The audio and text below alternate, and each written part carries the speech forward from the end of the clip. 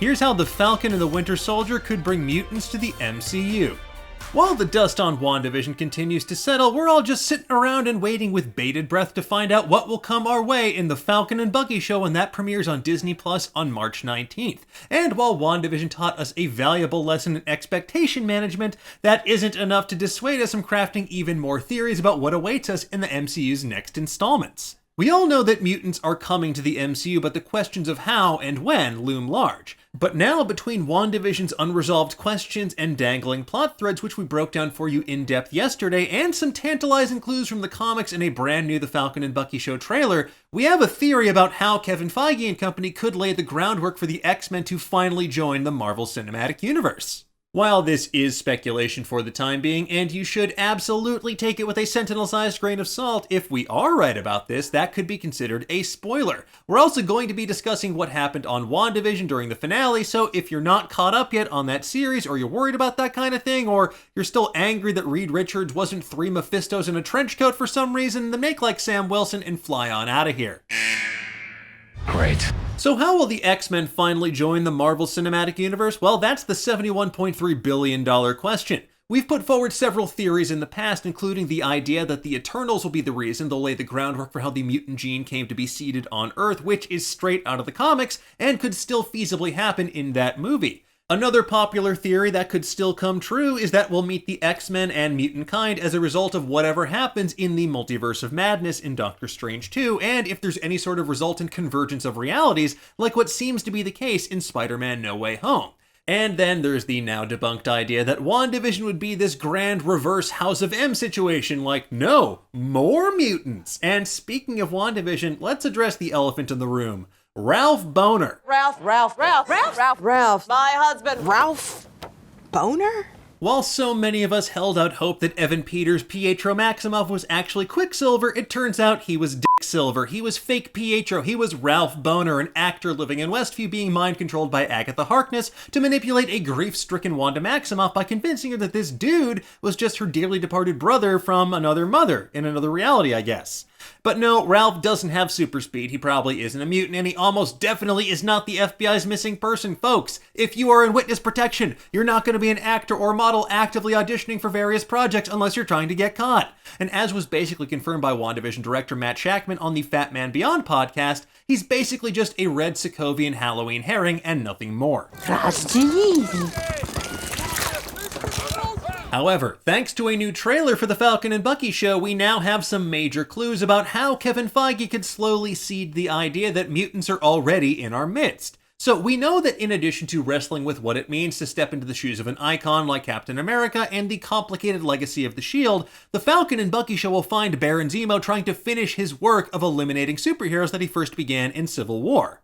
However, there is another group of antagonists who seemingly have superpowers all their own, which neither Falcon nor Bucky can adequately explain. The Flag Smashers, the anti-nationalist militia who are apparently strong enough to beat our heroes while fighting atop a moving truck. We even get more clues about the Flag Smashers and their true nature in this latest trailer. These guys use brute force, the Falcon says of the Flag Smashers. They're strong, too strong, and they might be a part of the Big Three. Now you, like Bucky, may be asking yourself, what are the big three? Androids, aliens, and wizards. So while Falcon and Bucky debate the spellcasting semantics of Doctor Strange, we immediately thought, what if there's another fourth category that is unknown to these Avengers, and that would be mutants. As we mentioned in our trailer breakdown, the Falcon and Bucky Show has several existing connections to X-Men lore, including a journey to Madripoor, a locale most frequently associated with X-Men like Wolverine, and the implication we could be exploring the legacy of the Super Soldier program, which ultimately evolved into the Weapons Plus program in the comics, which in turn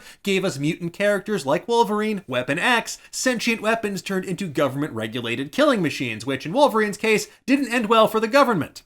Now, it's been rumored that the series will also introduce Elijah Bradley, who goes on to become the member of the Young Avengers known best as Patriot. In the comics, though, Eli is the grandson of Isaiah Bradley, who, as we learn in the Truth, Red, White, and Black miniseries, was better known as the Black Captain America. Isaiah Bradley was one of 300 African-American soldiers the U.S. Army experimented on to create super soldiers in a chilling parallel of the real-life Tuskegee experiments. Isaiah's story is likely one of the ways in which the Falcon and the Winter Soldier will explore this complicated legacy of Cap's shield, but it could also easily transition into discussing the Weapon Plus program, the top-secret government program designed to turn mutants into super soldiers, because both Captain America and Isaiah Bradley were retroactively considered to be a part of this program despite not being mutants themselves. But what if these newer superpowered test subjects are like Wanda and Pietro, which is to say they were born that way, aka they're mutants?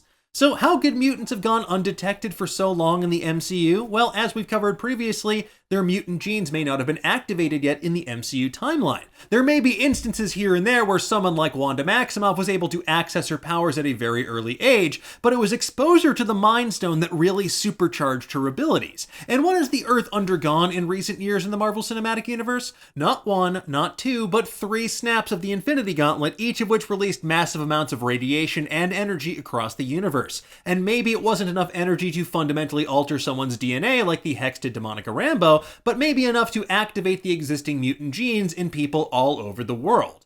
However, the presence of mutants could already be explained thanks to something called Project Wide Awake. First introduced in New Mutants #1 in 1983, Project Wide Awake was a covert commission established by the US government designed to monitor mutants in their midst so they can be wide awake to the threat they pose. So perhaps government entities in the MCU like the DoD led by General Thunderbolt Ross, or government-adjacent entities like SWORD, could be monitoring the development of enhanced individuals, including mutants, and trying to develop countermeasures all their own. Because they've already tried to legislate superheroes with the Sokovia Accords, which didn't go super well. It tore the Avengers apart, leaving the Earth vulnerable to attack from Thanos and his army, which ultimately could only be solved by a bunch of independent contractors, i.e. Earth's mightiest heroes. And under Director Hayward, SWORD believed some threats could only be handled by sentient weapons. But that said, their spectral vision experiment, Project Cataract, was less of the ship of Theseus and more like the Titanic.